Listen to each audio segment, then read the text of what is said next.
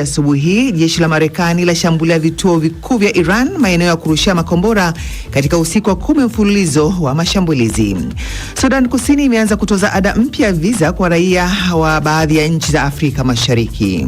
Maamuzi ya kuamua kuweka viwango vipya vya visa ni utashi wa binafsi kama nchi na kama serikali, kwa sababu visa ni chanzo cha mapato ya ndani ya nchi husika. Kutana na kabila la Wahadzabe waliojikita katika uwindaji na jinsi wanavyolinda mtindo wao wa maisha. Nikiamka mimi asubuhi, kama ni pori, naenda kuwinda kila kitu nikibahatisha. Kama ni nyama, haya na polini na kula na poza ile njaa yangu, au nabeba naleta nyumbani.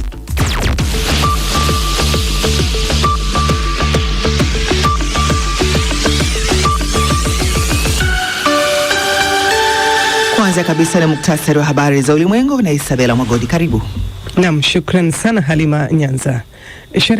Jeshi la Marekani linasema limeanzisha wimbi jingine la mashambulizi dhidi ya Iran saa chache baada ya Rais Trump kusema kuwa Wairani wangelipa maradufu kwa kila mwanajeshi wa Marekani aliyeuawa. Jeshi hilo limesema mashambulizi hayo yalilenga kuliadhibu jeshi la walinzi wa mapinduzi kwa kuvishambulia vikosi vya Marekani nchini Jordan na kudhoofisha uwezo wa Iran wa kutishia usafiri wa meli katika mlango bahari wa Hormuz. Mapema Rais Masoud Pezeshkian alisema Iran ilikuwa kwenye vita kamili na Marekani.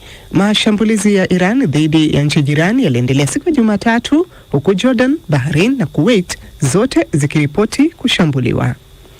Waziri Mkuu mpya wa Uingereza Andy Burnham amefanya uteuzi muhimu katika serikali yake na kuwafuta kazi au kuwahamisha mawaziri wengine waliokuwa wakifanya kazi chini ya Keir Starmer.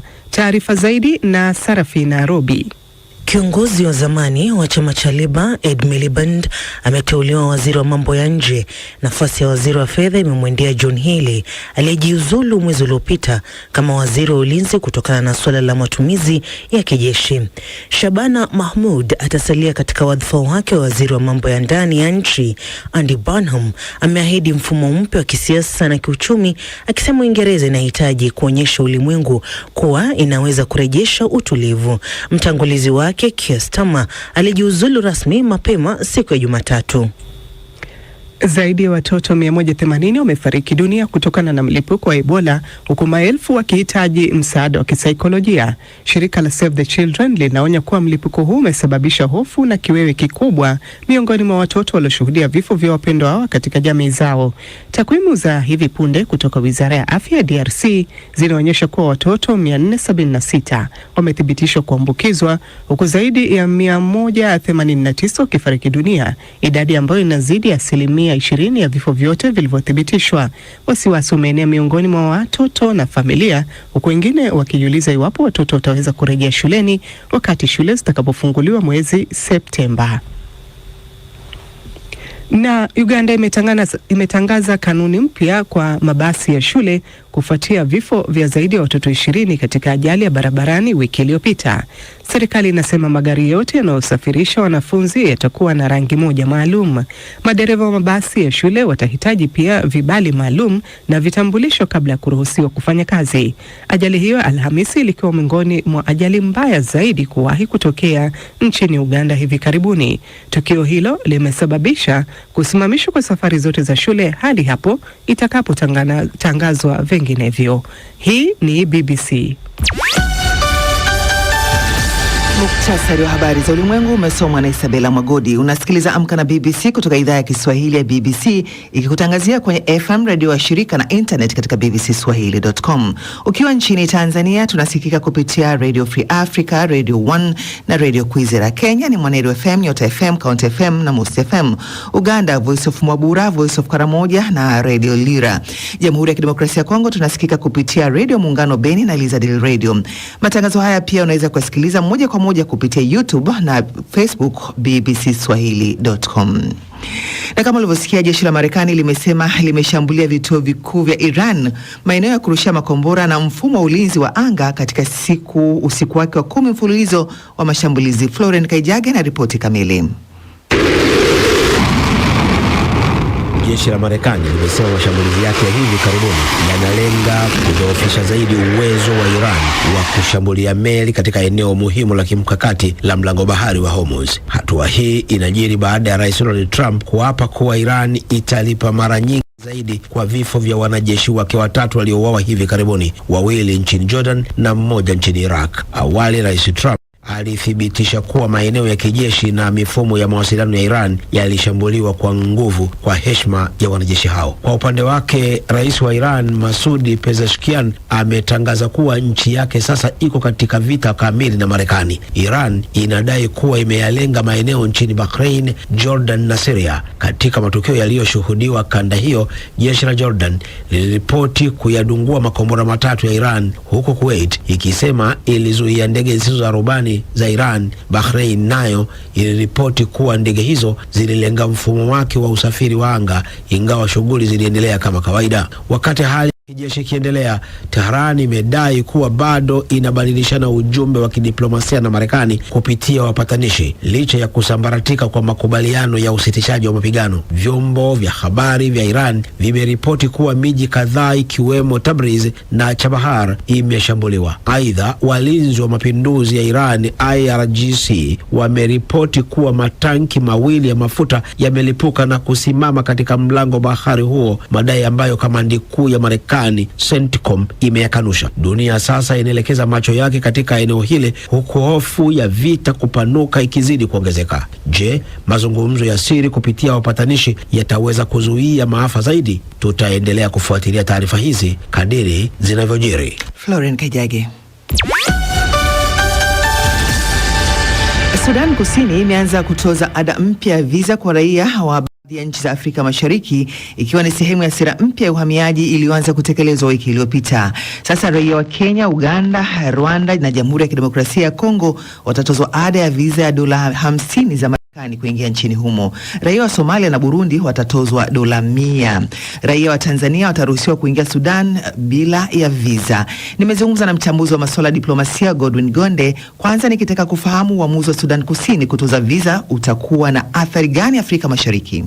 Maamuzi ya serikali ya Juba kuamua kuweka viwango vipya vya visa kwa baadhi ya mataifa ya Kiafrika, kwanza ni utashi wao binafsi kama nchi na kama serikali, kwa sababu visa ni chanzo cha mapato ya ndani ya nchi husika. Kwa yenyewe inaweza kuangalia ni fursa, lakini vile vile ni kama namna mpya ya kuweza kushirikiana na mataifa ambayo ilikuwa inashirikiana nayo hapo awali. Kwa hiyo kwa mataifa ya Afrika Mashariki yenyewe yanaweza kawa yanaathirika kwa namna moja au nyingine, kwa sababu ya itifaki ambazo zilikuwepo hapo awali ambazo kwa zinaruhusu wafanyabiashara na watu wengine kuingia bila kuwa na tozo zozote katika nchi hiyo, na sasa hivi itawalazimu sasa kuanza kufikiria kuingia kwa gharama hiyo ambayo imewekwa na serikali ya Juba.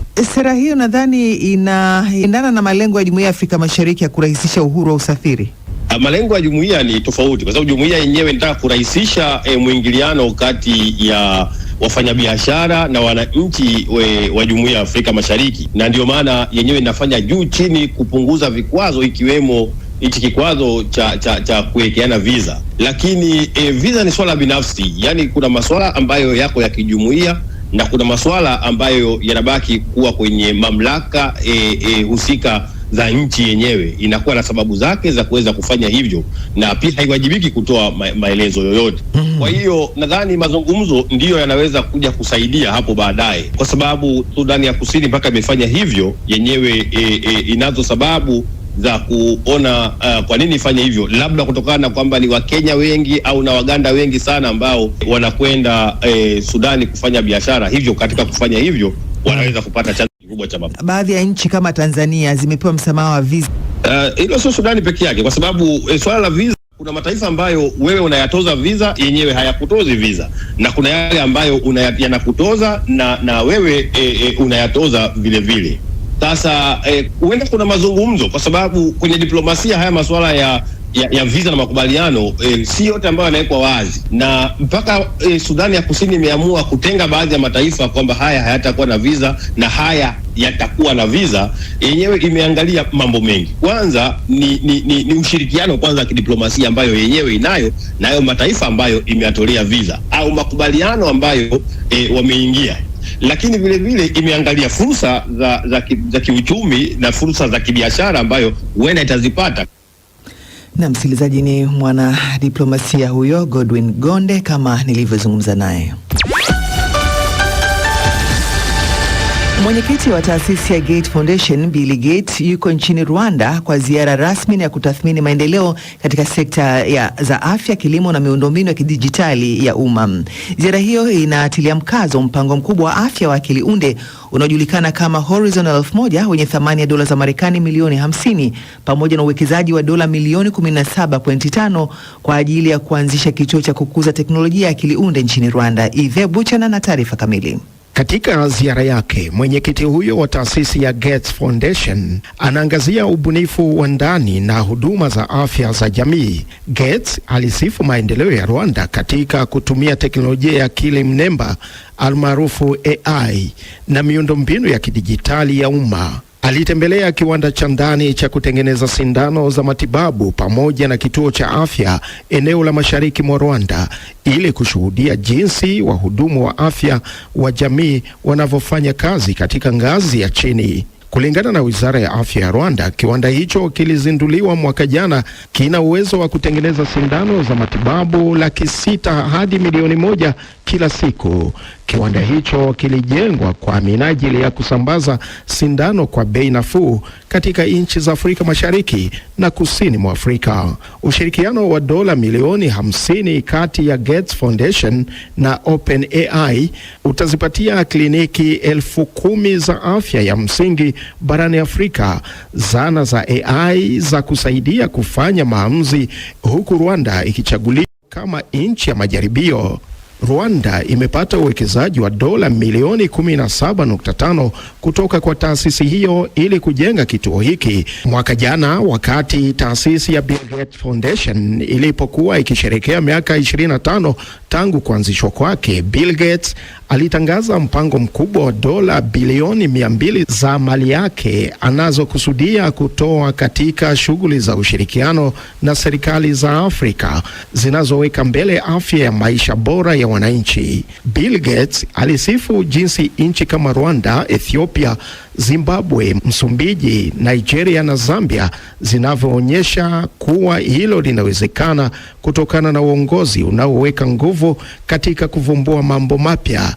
Kwa namna ya pekee akaipongeza Rwanda kwa namna inavyotumia teknolojia ya akili mnemba AI katika kuboresha afya ya uzazi na kusaidia kina mama wajawazito. Nam Ive Buchana anatupa nafasi ya moja kwa moja kuangazia michezo na Florian Kaijage. Karibu. Asante sana Halima Nyanza. Shirikisho la kimataifa la soka FIFA limethibitisha kuwa